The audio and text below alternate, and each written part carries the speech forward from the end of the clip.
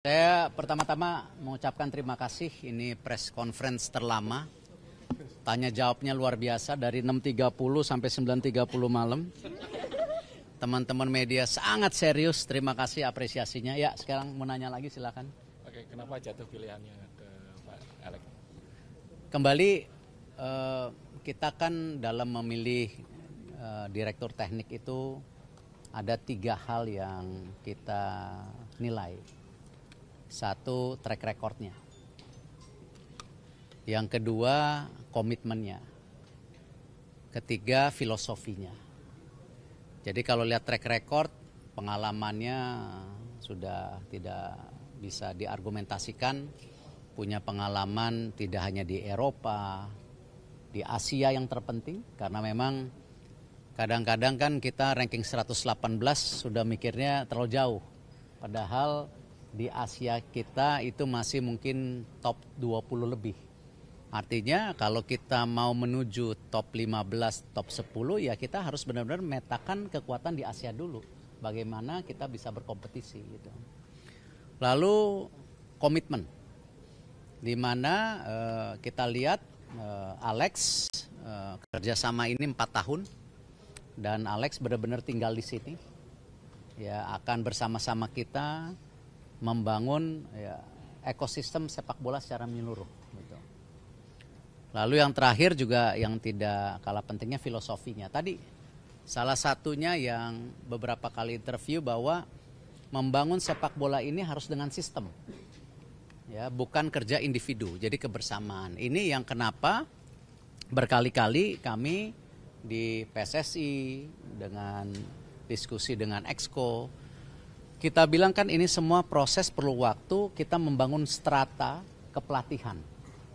Alhamdulillah setelah 1,5 tahun, 2 tahun lebih lah, akhirnya kita punya strata kepelatihan yang komplit hari ini. Di mana ada technical director, ada technical advisor, ada senior, ada juga yang U23, U17. Bahkan bukan nggak mungkin dengan dorongan dari FIFA, kita mempersiapkan juga pelatih U15 karena sudah akan mulai lagi kejuaraan U15 8x8. Nah, belum yang perempuan. Ya, luar biasa U16 kita. Ya, ini sudah lama mati suri setelah kita putar kompetisi baru di 16 provinsi ya, belum 38. Talentanya mulai ada. Nah, di wanita pun strata kepelatihannya masih belum maksimal. Nah ini yang kita lagi coba. Nah ini yang saya bilang filosofi yang didiskusikan ini yang menjadi keteguhan kami memilih Alex. Bahwa tadi membangun sistem kebersamaan kita ini kerja tentu harus punya komitmen. Ya. Selain tentu hal-hal secara teknis ya. Nanti kalau teknis itu kan diskusi antara BTN, tim pelatih semua yang ada gitu. Target dan parameternya Pak? Kenapa? Target dan parameternya kepada Alex? Tadi Alex sudah bilang 100 hari dia ingin mendengar, beri kesempatan mendengar dulu. Ya, baru kita akan sama-sama merevisi blueprint yang kita sudah berikan ke FIFA, di mana sampai tahun 2045 strategi seperti apa. Di situ ada 2 tahun, 3 tahun. Nah nanti Alex akan melihat blueprint itu secara bersama-sama dengan BTN, Sekjen. Pak, berarti dalam waktu ke depan Alex mungkin akan bersama tim mungkin dengan Coach Simon Samata turun ke daerah-daerah untuk melihat talent-talent dan mungkin pelatih yang ada di daerah. Ya, saya rasa tugas yang pertama dari technical director hari ini dalam jangka pendek mendampingi tim nasional senior dulu. Ya, dengan background dari Alex yang sudah pengalaman di Timur Tengah, siapa tahu ada bisikan-bisikan yang menyejukkan. Buat lawan Lebanon? Ya kali kan nggak tahu, pokoknya kan pengalaman di Timur Tengah, siapa tahu ada bisikan-bisikan yang menyejukkan.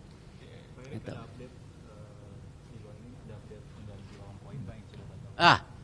Ya kami tentu sangat menyesal karena kita sudah jauh-jauh hari, semua sudah terkunci. Kita punya planning melawan tim Timur Tengah, Kuwait dan Lebanon. Nah, awalnya kami juga boleh bertafsir buruk ya. ini ada sabotase apa lagi, mau uji coba aja susah sekali gitu.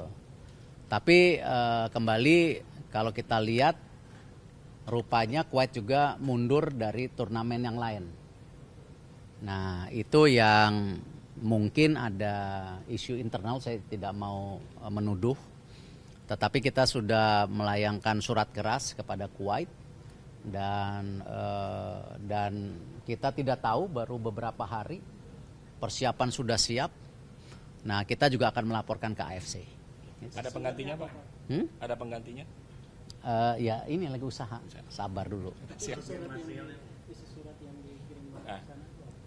Isi suratnya Pak, teguran keras tadi. Ya enggak, isunya ya mereka membatalkan datang, tidak hanya terutama di kita dan ada beberapa turnamen. Kalau isi internalnya saya nggak tahu, saya bukan tinggal di Kuwait jadi takut salah ngomong.